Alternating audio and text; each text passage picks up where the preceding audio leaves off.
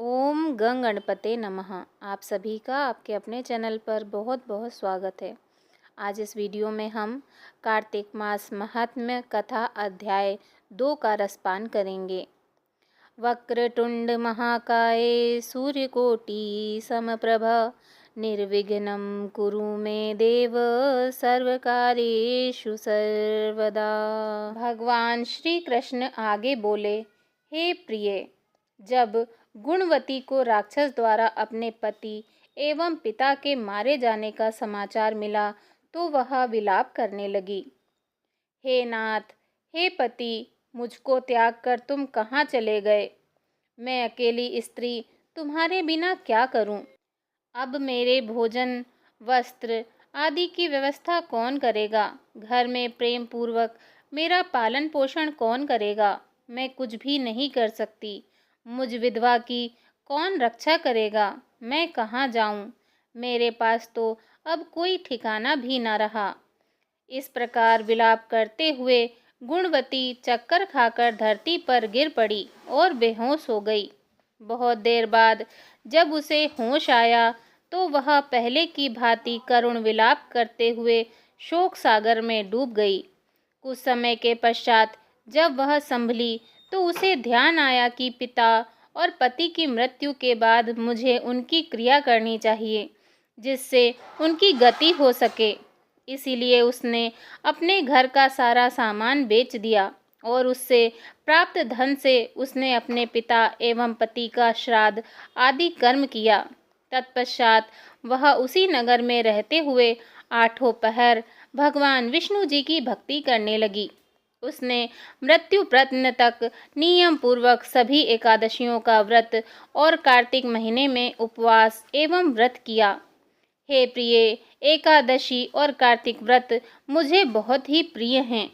इनसे मुक्ति, भुक्ति, पुत्र तथा संपत्ति प्राप्त होती है। कार्तिक मास में जब तुला राशि पर सूर्य आता है तब ब्रह्म मुहूर्त में उठकर स्नान करने व व्रत व उपवास करने वाले मनुष्य मुझे बहुत प्रिय हैं, क्योंकि यदि उन्होंने पाप भी किए हों तो भी स्नान व व्रत के प्रभाव से उन्हें मोक्ष प्राप्त हो जाता है। कार्तिक में स्नान, जागरण, दीपदान तथा तुलसी के पौधे की रक्षा करने वाले मनुष्य साक्षात भगवान विष्णु के समान हैं।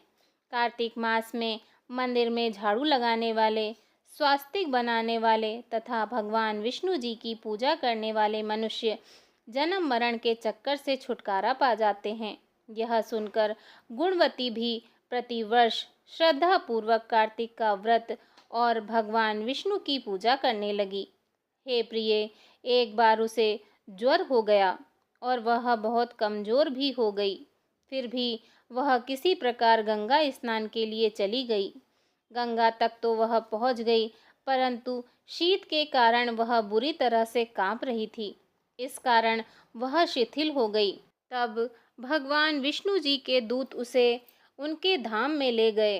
तत्पश्चात आदि देवताओं की प्रार्थना पर जब मैंने कृष्ण का अवतार लिया तो मेरे गण भी मेरे साथ इस पृथ्वी पर आए, जो इस समय यादव हैं। तुम्हारे पिता पूर्व जन्म में देव शर्मा थे तो इस समय सत्रजीत हैं।